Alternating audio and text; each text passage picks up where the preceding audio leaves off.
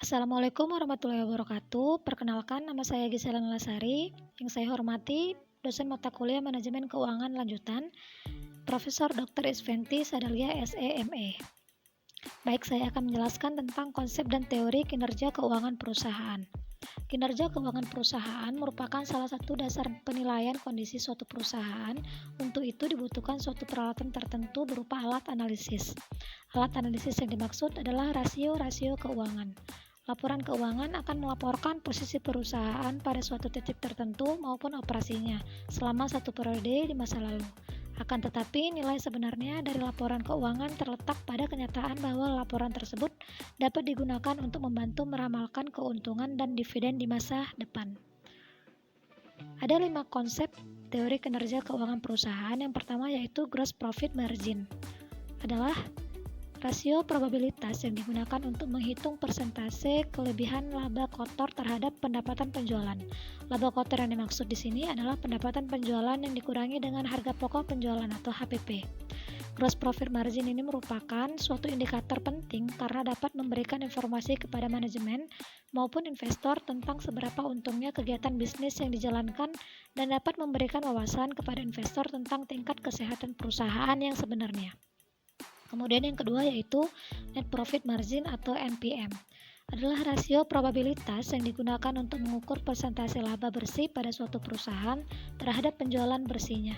Bagi investor, NPM ini biasanya digunakan untuk mengukur seberapa efisien manajemen mengelola perusahaannya dan juga memperkirakan probabilitas masa depan berdasarkan peramalan penjualan yang dibuat oleh manajemennya. Kemudian yang ketiga yaitu net interest margin. Adalah rasio yang digunakan untuk mengetahui kemampuan manajemen perusahaan dalam hal terutama pengelolaan aktiva produktif sehingga bisa menghasilkan laba bersih. Semakin besar rasio, maka hal ini akan mempengaruhi pada peningkatan pendapatan bunga yang diperoleh dari aktiva produktif yang dikelola oleh pihak perusahaan dengan baik. Kemudian yang terakhir yaitu CAMEL. Analisis CAMEL dilakukan dengan menggunakan data primer bersumber dari laporan keuangan yang telah melalui proses audit. Rasio model CAMEL terdiri dari 5 komponen. Yang pertama kapital atau modal, aset quality atau kualitas aset, manajemen, earning atau pendapatan, liquidity atau likuiditas.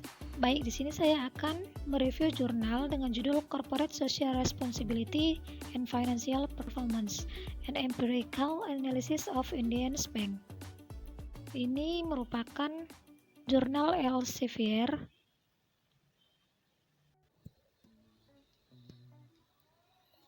ya. Penelitian dilakukan pada tahun 2018. Penerbitnya Elsevier, peneliti atau penulisnya Safat Makbul dan M. Nasir Zamir. Latar belakang. Setelah krisis keuangan pada tahun 1924, dunia usaha terpaksa merestrukturisasi hubungan mereka dengan para pemangku kepentingan. Tujuan penelitian yaitu untuk menguji hubungan antara tanggung jawab sosial perusahaan dan kinerja keuangan pada konteks India.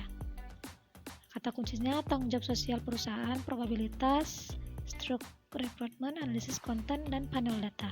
Sampelnya menggunakan data sekunder telah dikumpulkan sebanyak 28 bank umum di India yang terdaftar di Bursa Efek Bombay atau BSE untuk periode 10 tahun. Nah, model penelitian ini berfokus pada bank-bank komersial yang terdaftar di Bursa Efek Bombay. Kemudian analisis data.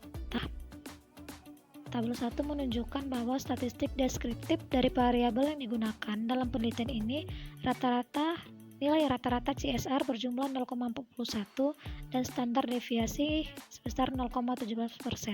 Skor tersebut menggambarkan bahwa CSR telah berakar di India sebagai jumlah rata-rata hingga 41%, tetapi masih perlu berjalan jauh sebelum akan diakui sebagai elementasi strategis bisnis. Kemudian hasil penelitian dapat diketahui bahwa mempertimbangkan dampak CSR terhadap kinerja perusahaan harus memberikan perhatian yang memadai terhadap tanggung jawab sosial mereka.